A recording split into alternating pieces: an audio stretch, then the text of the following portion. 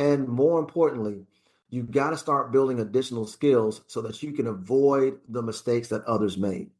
And I'm always interested in making sure that I get as much diverse information from people who are really doing it. It's great to read about it on Google, go to ChatGPT and ask them how would I build a business.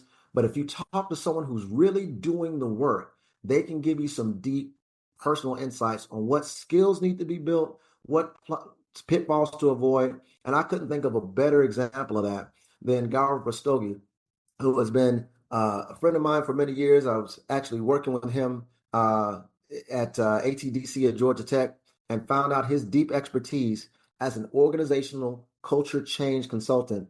He's been advising major businesses on how to go into their organizations and build cultures that work and survive. And I'm happy to bring him to the stage to provide some deep personal insights of his journey and what things he needed to do, so you can take some of his advice and avoid some of his pitfalls. Give it up for Gaurav Rastogi. How you doing, sir? Thank you. Thank you, Jason. Thank you, an Atlanta Airport Chamber of Commerce, Jason Smith and Natasha, for this opportunity to talk about my journey. This is great, Jason. Everything that you talked about was how the journey goes through for any person. I'm a consulting organization, a trusted advisory to organizations where I help to unlock their untapped potentials by creating people-centric cultures of innovation, collaboration, and accountability.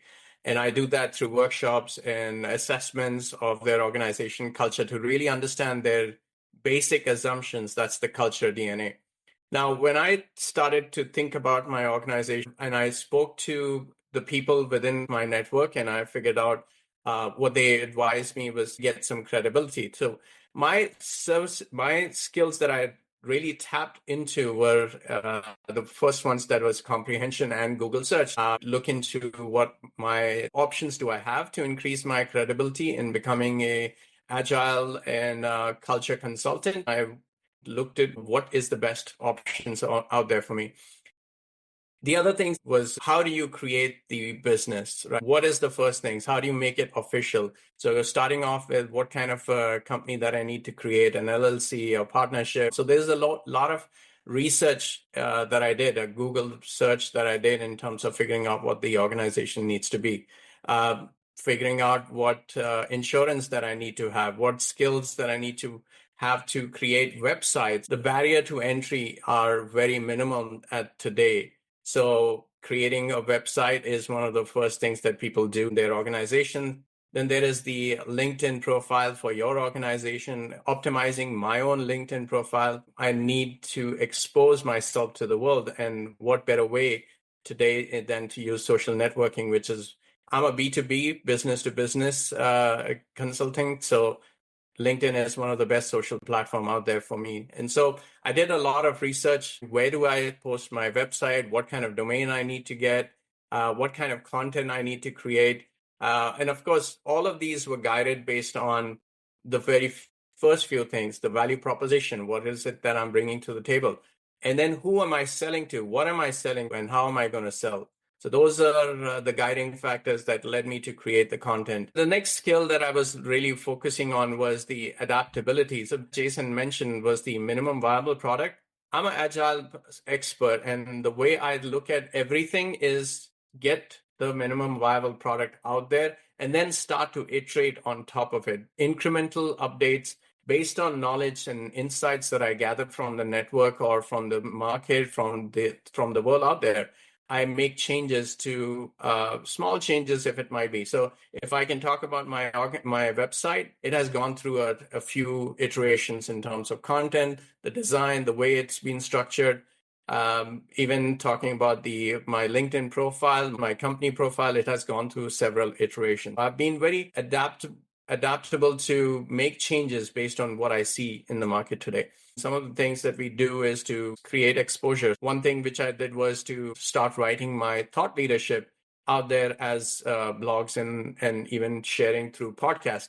Now, even with that comes with some sort of comprehension and understanding or research where I had to figure out, where do I host my articles? Where do I host my podcasts? What does it take to create a podcast, and so on? So minimum information, which leads me to tell you about more with less.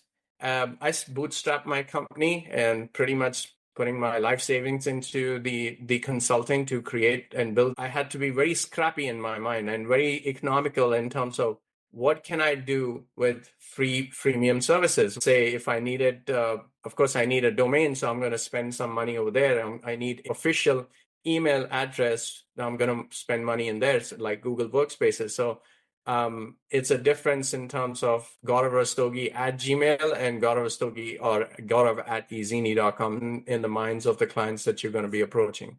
So more with less. But I do use something called as Jira to manage my day-to-day operations. I make work visible through that product, and I use that but it's free to use for now. And eventually, when I grow, I will be investing money in that. So think about doing more with less and increase your investment as you grow. As I mentioned something about building credibility at the very first stage. So when I started, I picked up a few certifications to make sure I did some research, of course, to figure out what is the best value add for me. And with the minimum investment, I picked up a few certifications even last year, and I continue my journey. Ladies and gentlemen, today the world is so complex that we cannot just rely on learning of what we had done in college or learning few things. We've got to continuously improve and increase our learning capacity.